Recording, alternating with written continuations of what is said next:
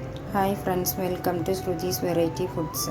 ഇന്ന് നമ്മളിവിടെ ഉണ്ടാക്കാൻ പോകുന്നത് എളുപ്പത്തിൽ ഉണ്ടാക്കാൻ പറ്റിയ പനീർ ബട്ടർ മസാലയാണ്. അപ്പോൾ അതെങ്ങനെ തയ്യാറാക്കാമെന്ന് നമുക്ക് നോക്കാം. നമ്മളിപ്പോൾ പനീർ ബട്ടർ മസാല തയ്യാറാക്കാൻ വേണ്ടിയിട്ട് ഒരു പാൻ അടുപ്പത്ത് വെച്ചിട്ടുണ്ട്. പാനൊന്ന് ചൂടായിട്ട് വരുന്ന സമയത്ത് നമുക്കതിലേക്ക് ബട്ടർ ചേർത്ത് കൊടുക്കാം.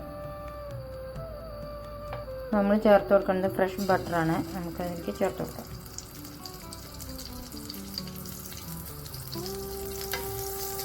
ബട്ടറൊന്ന് ചേർത്തിട്ടൊന്ന് മെൽട്ടായി വന്നാൽ നമുക്കതിലേക്ക് പനീർ ചേർത്ത് കൊടുക്കാം.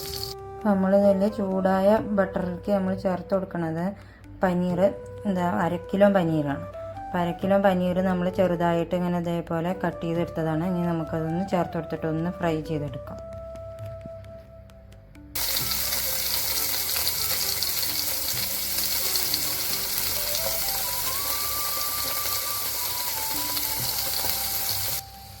ഈ പനീറൊന്ന് വഴറ്റി കൊടുക്കാം. നമുക്ക് നെയ്യിലിട്ടിട്ട് ഇത് വഴറ്റി കൊടുക്കുന്ന സമയത്ത് നമുക്ക് കുറച്ച് ഉപ്പും കൂടിയും ചേർത്ത് കൊടുക്കാം.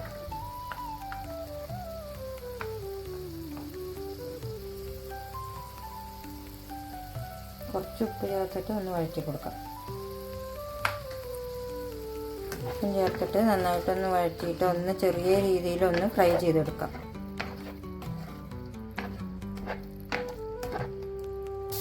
നമ്മുടെ പനീറൊക്കെ ഒന്ന് ബട്ടറിൽ കിടന്നിട്ട് ഒന്ന് അങ്ങനെ ചൂടായി വന്നിട്ടുണ്ട്, മുരിഞ്ഞ പോലെ.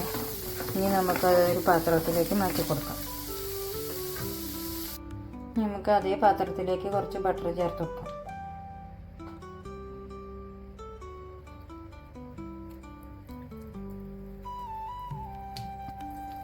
ബട്ടർ ചേർത്ത് കൊടുത്തതിന് ശേഷം നമുക്ക് മീഡിയം സൈസിൽ 2 സവാള ചെറുതായിട്ട് നീളത്തിൽ അരിഞ്ഞത് ചേർത്ത് കൊടുക്കാം.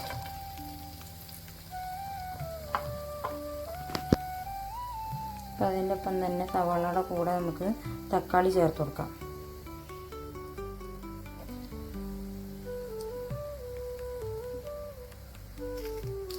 കൂടെ തന്നെ നമുക്ക് 3 വറ്റൽമുളക് ചേർത്ത് കൊടുക്കാം. അങ്ങനെ 3 വറ്റൽമുളക് ചേർത്ത് കൊടുക്കാം. പിന്നെ കുറച്ച് അണ്ടിപ്പരിപ്പ് ചേർത്ത് കൊടുക്കാം. ഒരു 5-6 വെളുത്തുള്ളി ഒന്ന് നടു മുറിച്ചിട്ട് ഇടാം. പിന്നെ അതുപോലെ ഒരു കഷ്ണം ഇഞ്ചി ഒന്ന് നീളത്തിൽ അരിഞ്ഞതും ചേർത്ത് കൊടുക്കാം. ഇനി നമുക്കതിലേക്ക് കുറച്ച് മസാലകൾ ചേർത്ത് കൊടുക്കാം. ഒരു 1/2 ടീസ്പൂൺ മഞ്ഞൾപ്പൊടി, 1 ടീസ്പൂൺ കാശ്മീരി മുളക് പൊടി, 1 ടീസ്പൂൺ മല്ലിപ്പൊടി. ഇത്രയും ചേർത്ത് കൊടുത്തിട്ട് നന്നായിട്ട് ഇതൊന്ന് വഴറ്റിയെടുക്കാം. പൊടികളുടെയൊക്കെ പച്ചമണം മാറി തക്കാളിയും ഉള്ളിയൊക്കെ ഒന്ന് നന്നായിട്ട് വഴറ്റി വരുന്നവരെ നമുക്കതൊന്ന് വഴറ്റി കൊടുക്കാം. ഈ മസാലയും ഉള്ളിയും തക്കാളിയും എല്ലാം നന്നായിട്ടൊന്ന് വഴഞ്ഞു വന്നിട്ടുണ്ട്. ഇനി നമുക്കതൊന്ന് ഓഫ് ചെയ്ത് വെക്കാം. ഓഫ് ചെയ്ത് വെച്ചതിന് ശേഷം നമുക്കതൊന്ന് തണുക്കണം. ചെറുതായിട്ടൊന്ന് തണുത്തതിന് ശേഷം മിക്സിയിലൊന്ന് അരച്ചെടുക്കാം. അതേ പാന് നമുക്ക് ചൂടാക്കാൻ വയ്ക്കാം. അതിലേക്ക് നമുക്ക് ബട്ടർ ചേർത്ത് കൊടുക്കാം.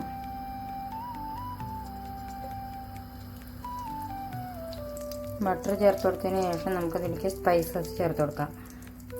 ഗ്രാമ്പു, പട്ട, ഏലക്കായ ഇത്രയും ചേർത്ത് കൊടുത്തിട്ട് ഒന്ന് വഴറ്റി കൊടുക്കാം. അതിന് ശേഷം അതിലേക്ക് 1/2 ടീസ്പൂണ് കാശ്മീരി മുളക് പൊടി ചേർത്ത് കൊടുക്കാം. എന്നിട്ട് നന്നായിട്ടൊന്ന് വഴറ്റി കൊടുക്കാം. നമ്മൾ ഈ കാശ്മീരി മുളക് പൊടി ചേർക്കുന്നത് ഒരു കറിക്കൊരു കളറ് കിട്ടാൻ വേണ്ടിയിട്ടാണ്.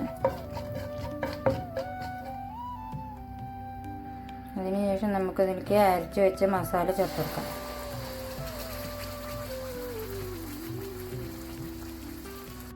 മസാലയും ചേർത്ത് കൊടുത്തതിന് ശേഷം നമുക്കൊന്ന് ഇളക്കി കൊടുക്കാം.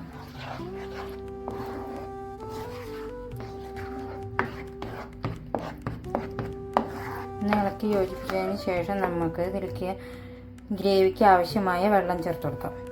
നമ്മൾ പരിച്ച് വെച്ച അതേ ജാറിൽ തന്നെയാണ് കുറച്ച് വെള്ളം ചേർത്തിട്ട് ഇളക്കി നമുക്ക് ഒഴിച്ചു കൊടുക്കാം. നമുക്ക് എത്ര കണ്ട് ഗ്രേവി വേണോ അത്ര കണ്ട് നമുക്ക് വെള്ളം ചേർത്ത് കൊടുക്കാം.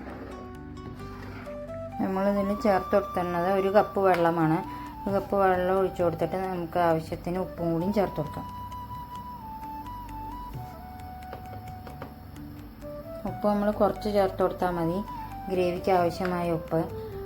നമ്മൾ പനീർ വറുക്കണ സമയത്ത് അതിൽ ഉപ്പ് ചേർത്തിട്ടാണ് നമ്മളിതൊന്ന് ഫ്രൈ ചെയ്തെടുത്തിരുന്നത്. ഗ്രേവി ചെറുതായിട്ടൊന്ന് തള വരുന്ന സമയത്ത് നമുക്ക് അതിലേക്ക് വറുത്ത് വെച്ച പനീർ ചേർത്ത് കൊടുക്കാം. നമ്മുടെ ഗ്രേവിയൊക്കെ ഒന്ന് തിളയ്ക്കാൻ തുടങ്ങിയിട്ടുണ്ട്. ഇനി നമുക്ക് അതിലേക്ക് ഫ്രൈ ചെയ്ത് വെച്ചിരിക്കുന്ന പനീർ ചേർത്ത് കൊടുക്കാം.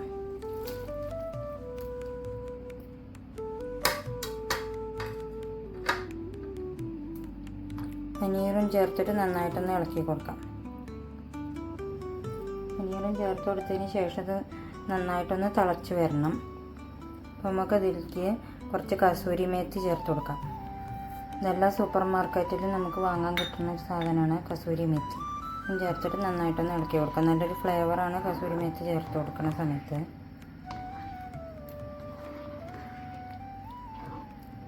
അപ്പോൾ നമ്മുടെ ഗ്രേവിയൊക്കെ കുറുകിയൊന്ന് വന്നിട്ടുണ്ട്. ഇനി നമുക്കതിലേക്ക് ഫ്രഷ് ക്രീം ചേർത്ത് കൊടുക്കാം.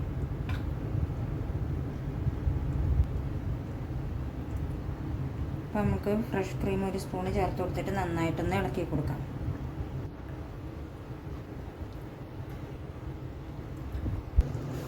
അപ്പോൾ നമ്മുടെ പനീർ ബട്ടർ മസാല ഇവിടെ റെഡി ആയിട്ടുണ്ട്.